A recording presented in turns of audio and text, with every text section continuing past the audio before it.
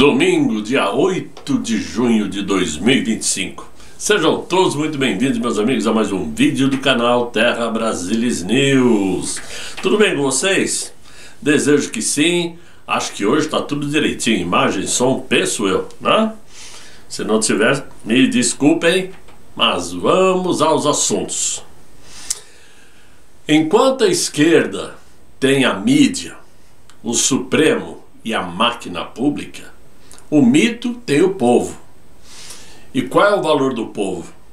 O valor do povo é tudo. Muito embora não saibamos disso ainda. E é mais ou menos sobre tudo isso que vamos falar, né? E eu queria começar dizendo o seguinte, meus amigos. Segundo Platão, que eu sempre gosto de trazer aqui, o castigo dos bons que não se interessam por política é serem governados pelos maus. E segundo Friedrich Nietzsche, em política, os tolos são os que se deixam enganar duas vezes pelo mesmo discurso.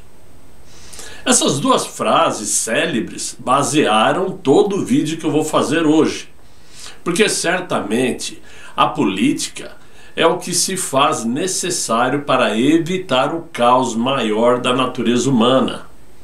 E quem dizia isto era Maquiavel. Muito bem.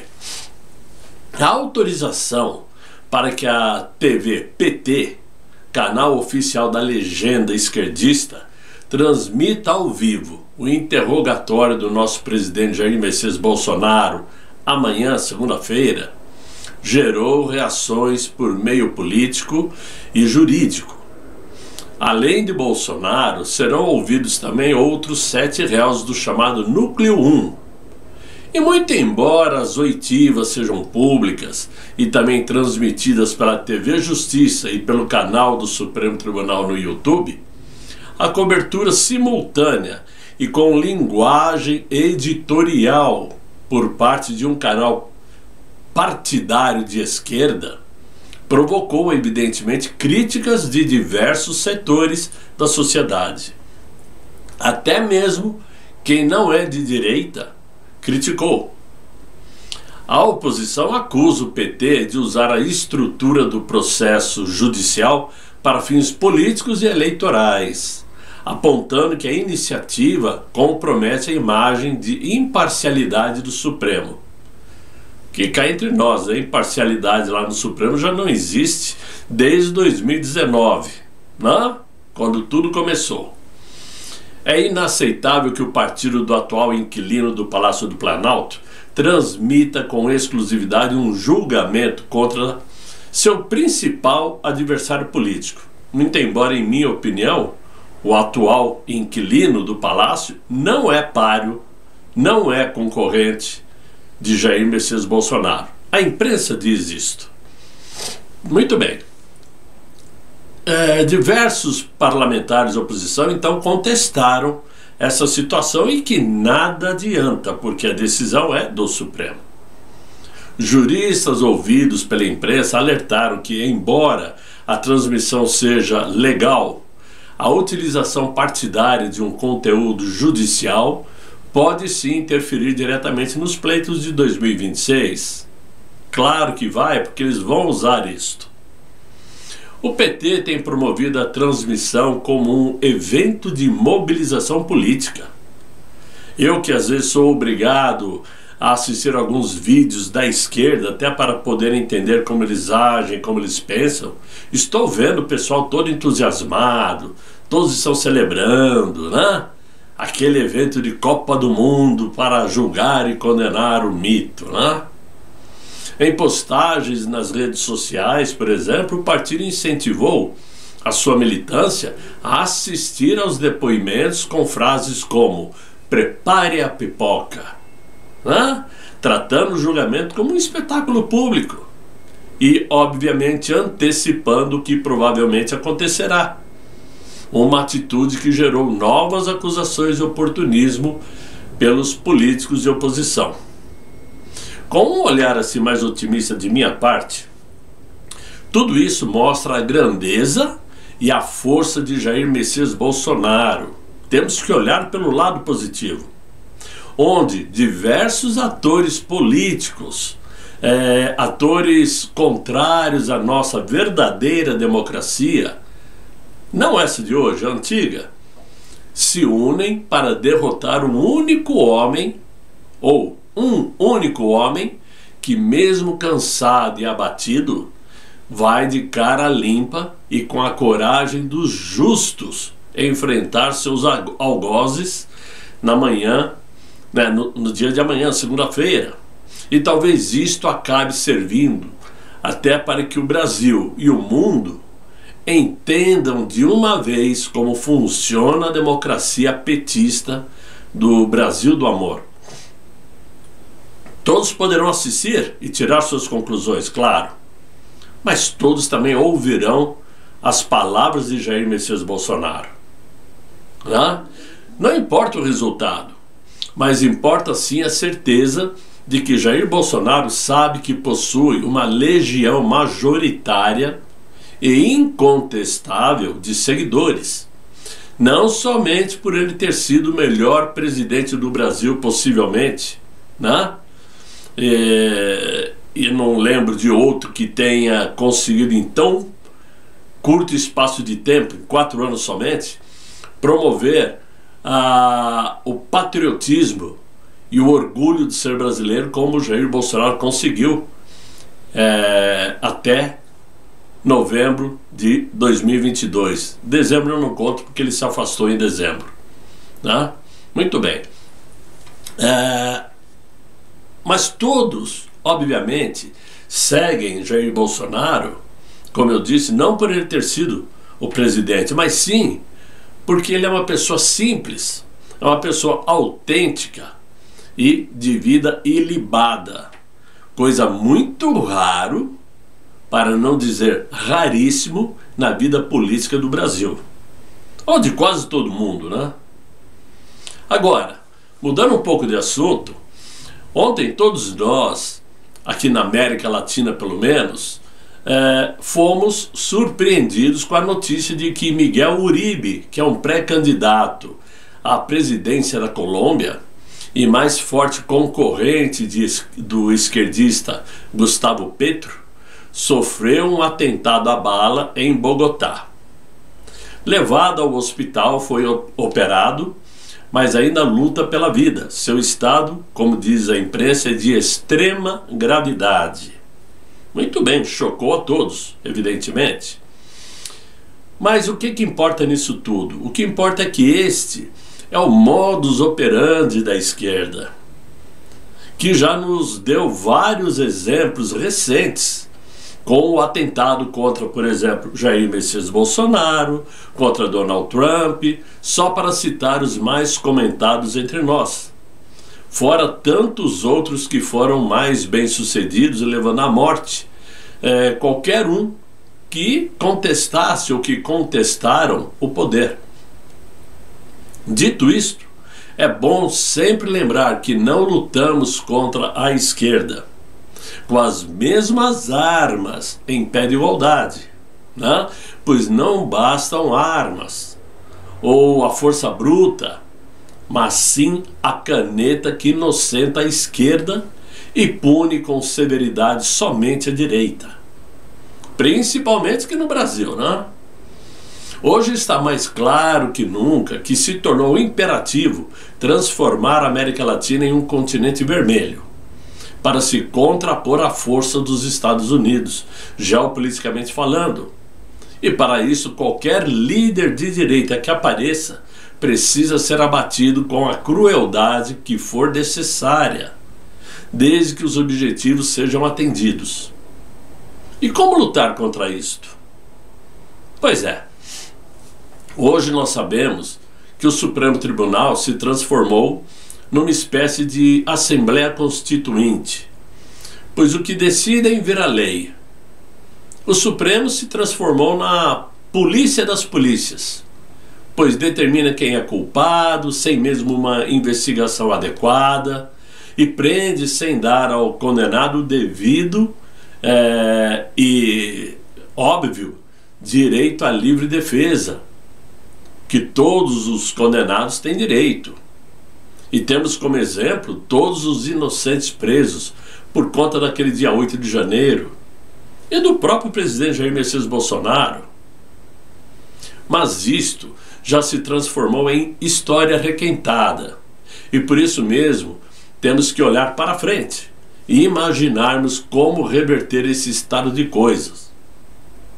Dentro de nossas limitações, só vislumbramos saída através do pleito eleitoral de 2026, fechando os olhos e confiando que por uma obra do destino, ou com a graça de Deus, o pleito seja limpo e legítimo, para esquecermos o que aconteceu lá em outubro de 2022. Agora, enquanto assistimos tudo isso que tem acontecido, eis que agora aquele ministro ordenou a extradição de Carla Zambelli, e para isto o inquilino do Palácio do Planalto já foi acionado. Sim, em mais um movimento, conjunto, considerado por críticos como autoritário, aquele ministro incluiu a transformação da prisão preventiva da parlamentar em prisão definitiva, sem terminar de analisar o recurso que ela mesma apresentou, mesmo sabendo qual seria o resultado, mas não terminou o recurso. Ora, a perda automática também do seu mandato já foi determinado pelo ministro. Ou seja, ele já mandou cassar seu mandato, ignorando que existe um poder legislativo que mesmo fraquinho, é quem deveria tratar do assunto. Mas quando a gente lembra do Daniel Silveira e sabe o que aconteceu naquela época, é óbvio que agora vai acontecer igual. Vão entregar a Zambelli aos leões e ponto final. Ele, inclusive, aquele ministro, já enviou um dossiê ao Ministério da Justiça para que, através do Lewandowski, o pedido de extradição da deputada lá da Itália seja feito em nome do Estado brasileiro. A medida reacende os alertas sobre acúmulos de poderes por parte do ministro, que já protagoniza investigações sigilosas, censura de redes, e decisões unilaterais. Isso já foi amplamente contestado por juristas, inclusive, Agora, o Ministério da Justiça, comandado por Ricardo Lewandowski, já articula com o Itamaraty todos os trâmites diplomáticos com a Itália, reforçando a percepção de submissão e ao mesmo tempo cumplicidade do Poder Executivo ao Poder Judiciário. Simples, Então, isso é o que a gente está cansado de saber, cansado de falar, de citar, mas por que tudo isso começou? Essa é a pergunta que a gente faz. Como tudo isso começou? E eu me atrevo a dizer, me desculpem se estiver errado, que começou quando o ser humano passou a questionar a existência de Deus.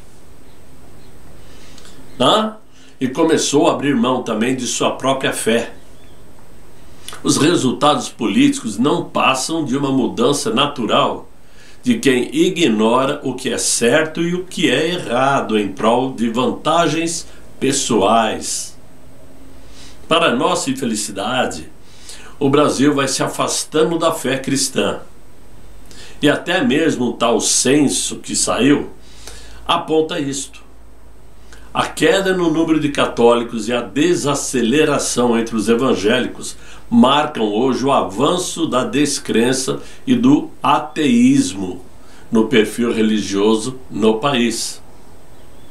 Quer dizer, no caso do ateísmo, é o crescimento, É a descrença no cristianismo e o crescimento do ateísmo. Como diz os brincalhões, parece que os brasileiros querem descobrir o que é melhor, fé de mais ou fé de menos, Muito bem.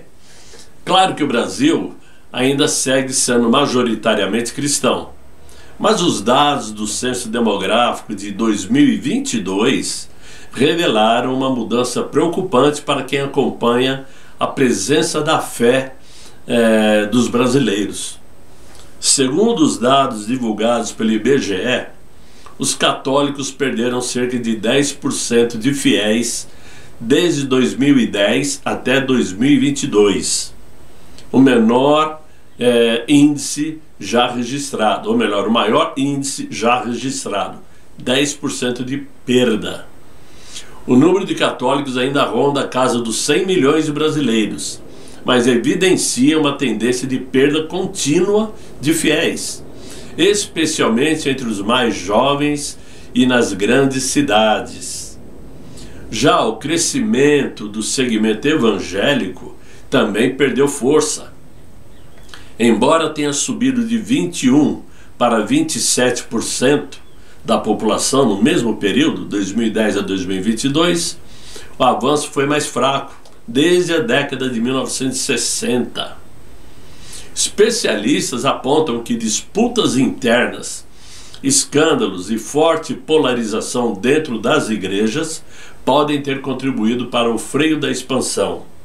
E eu acredito que as políticas ideológicas no país acabaram influenciando muito a cabeça das pessoas, principalmente dos jovens, dos universitários e das pessoas muito bem-sucedidas, que chegam num ponto de riqueza que acredita que Deus não importa. Claro que existem as exceções, não estou generalizando, mas é uma visão geral, né? Por outro lado, o grupo dos que se declaram sem religião bateu recorde e chegou a 9,3% da população, cerca de 16 milhões e meio de brasileiros. A maioria é formada por jovens, adultos e habitantes dos centros urbanos, né? Por tudo isso, meus amigos, fica claro que quando o ser humano se distancia de sua fé, ele se distancia também de seus valores, de suas famílias, e se entregam paulatinamente ao individualismo, à banalização da vida e à perda do senso de comunidade e compaixão. Por isso vemos hoje aí uma crescente parcela da população sem rumo, sem objetivos, dentro de um vazio existencial, buscando sentido em coisas passageiras e a fragilidade moral de um mundo sem direção. As pessoas estão se apegando a momentos, a felicidade momentânea. E é isso que está fazendo com que a população vá se afastando de Deus, das coisas que realmente importam. E é claro, a gente percebe isso quando vê que as entidades, família, pátria, religião, vai perdendo força. Por quê? Tudo isso é o resultado de um trabalho de formiguinha da esquerda. Muita gente não acreditava e não levava a sério quando muitos falavam, muitos diziam, e eu acabava dizendo também por ouvir e ler, que aquela velha cartilha de Marx estava sendo sim implementada, estava sendo sim colocada no mundo através de seus militantes de esquerda, porque a ideia deles é levar o Brasil ao comunismo, evidentemente, né? Só que nós sabemos que, geopoliticamente falando, não é o que os Estados Unidos quer. E certamente isto vai provocar uma reação americana. Não sabemos a que nível, em que força, né? E quando, mas que vai acontecer, vai. Porque se tem uma coisa que os Estados Unidos sabem de antemão, é quem nesse mundão. Eles conhecem muito bem quem é quem. Os Estados Unidos também têm seus tentáculos espalhados no mundo inteiro, assim como a China tem. Portanto, os americanos sabem o que fazer na hora certa e quando convier. É com isso que nós contamos. Quem sabe seja lá da terra do tio Sam que surja a solução para os nossos problemas. Ok, meus amigos? É o que eu tinha para vocês nesse vídeo de hoje.